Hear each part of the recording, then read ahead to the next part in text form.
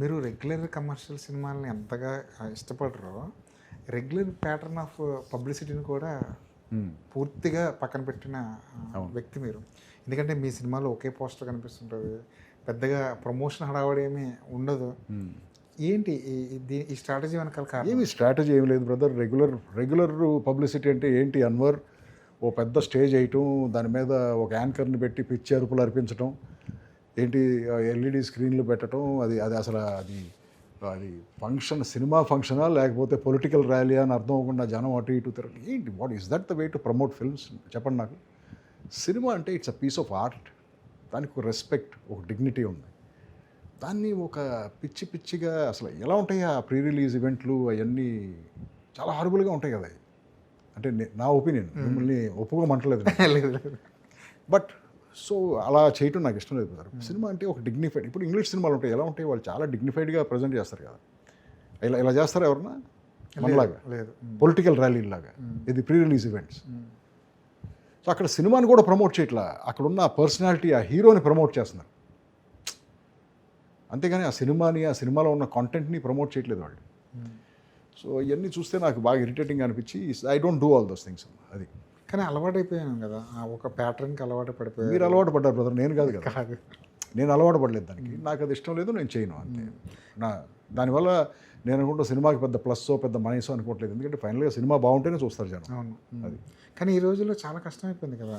ఒక సినిమా థియేటర్లోకి వచ్చింది, మీరు రండి అని చెప్పి ఆడియన్స్ని అట్రాక్ట్ చేయడానికి నానా రకాలైన ట్రిక్లు. ఏమీ అవసరం లేదన్నారు. మనం అనుకుంటున్నాం, ఒక పోస్టర్ చూసి, ఒక చిన్న ట్రైలర్ చూసి వాళ్ళు డిసైడ్ అయిపోతున్నారు ఈ సినిమా నేను చూడాలా వద్దా అని చెప్పేసి. చొక్కాలు చించేసుకుని స్టేజ్లు ఎక్కి అరిసి వీడియోలు ప్లే చేసి ఫ్యాన్స్ అందరినీ తీసుకొచ్చినా కూడా వాళ్ళకి అన్నీ క్లియర్గా ఉన్నాయి. ఏంటి, ఈ సినిమాకి మేము వెళ్ళాలా వద్దని డిసైడ్ అయిపోతున్నారు. మరి ఇంకా మనం ఎందుకు ఇంత బీభత్సం చేయటం, సోషల్ మీడియాని ఓవర్లోడ్ చేయటం, మిలియన్స్ ఆఫ్ వ్యూస్ అని చెప్పి ఎందుకు పబ్లిసిటీ చేయటం, ఫేక్ వ్యూస్ ఉన్నా కూడా ఇవన్నీ చేస్తున్నాం కదా మనం. సో మనం ఇవన్నీ చేస్తున్నాం అనే విషయం కూడా వాళ్ళకి తెలుసు. Social media is about honesty అమ్మ. నువ్వు ఎంత ఆనెస్ట్గా ఉండి ఎంత రియల్గా నీ సినిమా గురించి నువ్వు చెప్తావు, వాళ్ళు నువ్వు చెప్పేది వింటారు, జడ్జ్ చేస్తారు. నీ సినిమాకి రావాలా వద్దని. అది మన కంట్రోల్ లేదు కదా, వాడిని ఫోర్స్ చేయలేం కదా మన సినిమాకి తీసుకెళ్తాం. మనం ఓన్లీ మన సినిమా గురించి చెప్పగలం. అది ఎంత డీసెంట్గా, ఎంత ఆనెస్ట్గా చెప్తే అంత బెటర్, ఎంత సింపుల్గా చెప్తే అంత బెటర్. Decision is yours. ఈ ఫ్యాన్ వార్స్, స్టార్డమ్ ఇలాంటివి చూసినప్పుడు ఏమనిపిస్తుంది? ఎందుకు ఈ పర్సనాలిటీస్ గురించి ఫైట్ చేసుకుంటారు? సినిమా గురించి కదా ఫైట్ చేయాలి. సినిమా అనేది సినిమా గురించి కదా, కథ గురించి కాదు కదా. It is not about one person, ఒక ఇండివిజువల్ గురించి కాదు కదా ఈ సినిమాలు. బట్ మన సినిమాలు కూడా మనం తీసే విధానం కూడా అది. మొన్న ఏదో సినిమాలో మేము కౌంట్ చేసాం, 464 బిల్డప్ షాట్లు ఉన్నాయి సినిమాలో. ఇంకా కథ ఎంత ఉంటుంది బ్రదర్ అప్పుడు?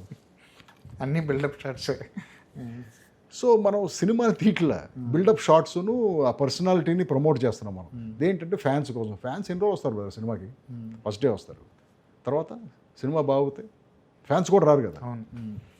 సో కథ మీద ఫోకస్ వదిలేసి ఈ మిగతా విషయాలు అన్నిటి మీద మనం పెడుతున్నాం. సో అందుకే మన సినిమాలు ఆడట్లేదు అది.